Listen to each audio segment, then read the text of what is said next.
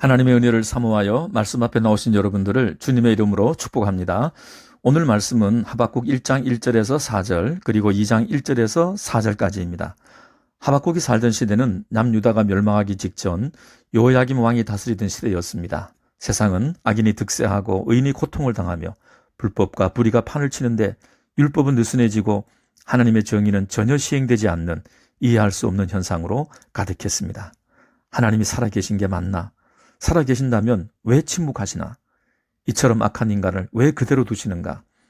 하박국 선지자가 보는 모든 곳에는 파괴와 폭력이 그 앞에 있다고 말했습니다. 어디를 가든지 서로 거짓말하고 도둑질하고 속이는 모습을 보았습니다. 다툼과 분쟁이 끝이 없고 모두가 모두에게 성난 사람처럼 싸우고 있었습니다. 그러나 하나님은 의인을 고통해서 구원하지도 않으시고 악인을 심판하지도 않으십니다. 하박국 선지자는 하나님께 나아가 탄식하며 부르짖습니다. 언제까지 얼마나 더 기다려야 합니까? 어찌하여 왜 가만히 계십니까? 엉클 톰스 케빈 톰 아저씨의 오두막집이라는 책은 남북전쟁 이전에 노예제도의 참상을 고발하여 노예 해방을 이끌어낸 유명한 소설입니다. 소설 속의 조지 해리스라는 가난한 노예는 아무리 몸부림을 쳐도 노예의 굴루에서 벗어날 수 없다는 자신의 가혹한 운명 앞에서 잔인한 주인은 마음대로 아내와 자식들을 팔 수 있다는 사실 앞에 한탄하며 이렇게 말합니다. 그들은 우리를 사고 팔고 우리의 피와 땀과 눈물을 거래하는데 하나님은 허락하십니다. 그들은 악을 행합니다. 하나님은 그들을 허용합니다. 예언자 하박국과 조지 해리스의 질문과 불평은 오늘 우리의 깊은 좌절과 고민이기도 합니다. 하나님에 대한 믿음을 가지고 이 불의한 세상에서 일어나는 일들을 어떻게 이해할 수 있겠습니까? 하박국 선지자의 질문에 대한 하나님의 대답은 오직 의인은 믿음으로 살리라 였습니다. 도대체 성경이 말하는 믿음이란 무엇일까요? 첫째, 무엇을 믿는 것이 믿음입니까? 믿음은 오직 하나님과 그분의 말씀을 믿는 것입니다. 하나님이 하나님 되시니까 믿어지게 되는 것입니다. 말씀이 말씀하신 대로 이루어지니까 믿어지는 것입니다.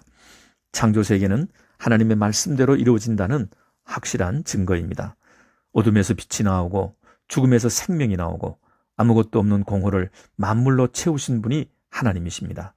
창조세계야말로 하나님 말씀의 완성입니다. 또한 예수 그리스도 안에서 하나님의 모든 말씀이 그대로 이루어졌습니다. 말씀을 믿을까 말까 의심이 갈 때 그 말씀이 예수님에게서 어떻게 이루어졌는지를 찾아보시면 아멘 할 수 있을 것입니다. 누가복음 16장에 부자와 거지 나사로의 비유에서 세상에서 화스럽게 살던 부자는 죽어 지옥의 불꽃 가운데서 고통하다가 세상에 있는 자기 형제들이 이곳에 오지 않도록 나사로를 보내달라고 요청합니다. 죽은 나사로가 살아나 전한다면 믿을 줄로 생각했습니다.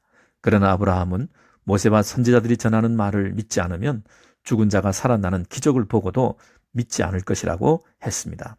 믿음은 기적이나 환상을 본다고 생기지 않습니다. 오직 하나님과 그분의 말씀에서 나옵니다. 죽은 자가 살아나는 기적도 천국을 본 환상도 사라지지만 오직 하나님과 그분의 말씀만이 영원히 변하지 않고 존재합니다. 우리가 구원받은 믿음이 어디에서 나왔습니까? 우리는 십자가에 달리신 예수님도 부활하신 주님도 본 적이 없습니다. 지금도 보좌 우편에서 중보기도 하시는 주님을 보지 못했습니다. 그러나 보진 못했지만 말씀을 읽고 들으면서 그 사실이 의심 없이 믿어졌습니다. 내가 믿으려고 노력해서 믿은 것이 아닙니다. 하나님과 그분의 말씀이 믿어졌기에 믿은 것뿐입니다. 그래서 믿음은 하나님의 은혜이고 선물입니다. 그러니 얼마나 감사합니까? 의심 많고 따지기 좋아하고 눈에 갖다 대주어도 믿지 못하는 나같이 완악한 사람이 믿게 된 것이 세상에서 가장 큰 기적이지 이보다 더 큰 기적이 어디에 있겠습니까? 둘째로 믿음으로 산다는 것은 무엇을 말합니까? 믿음은 물건처럼 완성품을 소유하는 것이 아니라 하나님과의 살아있는 관계입니다. 신앙생활이란 항상 하나님과 함께 사는 것이며 날마다 하나님과 동행하는 삶입니다. 거지 나사로의 비유에서 부자는 재물과 건강과 명예를 가지고 안식일을 지켰고 율법도 잘 알고 남을 해친 적도 살인이나 간음도 하지 않았습니다. 자기는 영생을 가진 줄로 확신했는데 죽어서는 지옥에 갔습니다. 사람 눈에 보이는 것은 잘 지켰는데 하나님과의 관계는 보이지 않아서 지키지 않았습니다. 그의 속에는 하나님보다 돈이 가득 차 있었습니다. 쓰고도 남은 돈이 있어도 대문 앞에 버려진 가난하고 병든 나사로를 돌보지 않으므로 형제사랑의 계명을 어겼습니다. 그러나 거지 나사로는 그 이름의 뜻대로 항상 하나님의 은혜 안에서 하나님의 도움을 구하며 살았습니다. 그에게서 볼 것은 없지만 보이지 않는 하나님과의 관계만은 확실했습니다. 부자와 거지 나사로, 둘 중에 누가 믿음의 실체를 가진 사람일까요? 하나님과 관계를 가까이 하려면 하나님을 사랑하고 순종해야 합니다. 너희가 나를 사랑하면 내 계명을 지키리라. 내 계명을 지키는 자가 나를 사랑하는 자이다. 예수님은 말씀했습니다. 사랑하는 사람은 상대방의 말을 무시하지 않고 귀하게 여길 줄 압니다. 하나님을 기쁘시게 하는 것은 우리의 믿음뿐입니다. 보이지 않는 믿음이 행동으로 나타난 것이 순종입니다. 순종할수록 하나님을 더 알게 되고 더 사랑하게 되고 관계는 더욱 깊어집니다. 셋째로, 우리가 믿을 때 하나님이 일하십니다. 믿고 순종하는 것은 우리가 할 일입니다. 그러나 믿음대로 일하시고 이루시는 것은 하나님이 하십니다. 믿음대로 반드시 이루어지는 이유는 창조주이시며 만물의 주인이신 하나님이 일하시는 것을 그 누구도 죽음의 권세나 어떤 환경이라도 막을 수 없기 때문입니다.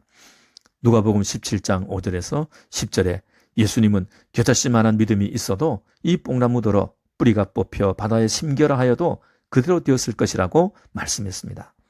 믿음은 크고 작은 분량의 문제가 아닙니다. 톰 라이트는 믿음은 창문과 같다고 말합니다. 창문 크기가 10cm냐 1m냐는 중요하지 않습니다. 중요한 것은 그 창을 통해 전능하신 창조주 하나님을 볼 수 있느냐에 달려 있습니다. 겨자씨만큼 작은 믿음일지라도 그 믿음의 창을 통해 전능하신 창조주 하나님만 볼 수 있다면 깊이 뿌리 박힌 뽕나무라도 바다에 심겨지라 하면 그대로 된다고 하셨습니다. 그러므로 믿음은 최악의 조건, 절대 불가능한 형편, 결코 할 수 없는 일이라도 하나님이 하시기 때문에 그 일이 가능하다고 믿어지는 것입니다. 이것이 믿음의 실체입니다. 성경은 이런 사람을 의인이라고 부릅니다. 사람은 하나님 앞에서 선한 행위로 의롭게 될 수 없습니다. 오직 하나님과 그분의 말씀을 믿는 사람을 의롭다 하십니다. 왜냐하면 우리의 믿음을 통해 일하시는 분이 하나님이시기 때문입니다. 누가복음 7장 10절에서 예수님은 진짜 믿음을 가진 사람이 어떤 사람인지 한 종을 모델로 보여주셨습니다. 그 종은 하루 종일 주인의 명대로 일을 하고 돌아와서도 주인의 밥을 짓고 주인이 식사를 마칠 때까지 옆에서 시중을 들었습니다. 그러고도 나는 무익한 종입니다. 하여야 할 일을 했을 뿐입니다. 라고 말합니다. 믿음으로 사는 사람은 모든 일을 하나님이 이루신 것을 알기 때문에 자기를 자랑하지 않습니다. 자신의 믿음조차도 하나님의 은혜로 되었기 때문에 모든 영광을 하나님께 돌립니다. 저의 가장 큰 기쁨은 마지막 날 천국에서 하나님으로부터 면류관 받고 상 받는 것이 아닙니다. 그 면류관을 받아서 다시 보좌 앞에 던지면서 영광과 존귀와 능력과 권세가 영원토록 주님의 것입니다. 주님만 받으시기에 합당하시오니 주님에게 바쳐드립니다 하고 주님을 찬양하는 것이 제가 마지막으로 기대하는 최고의 명장면입니다.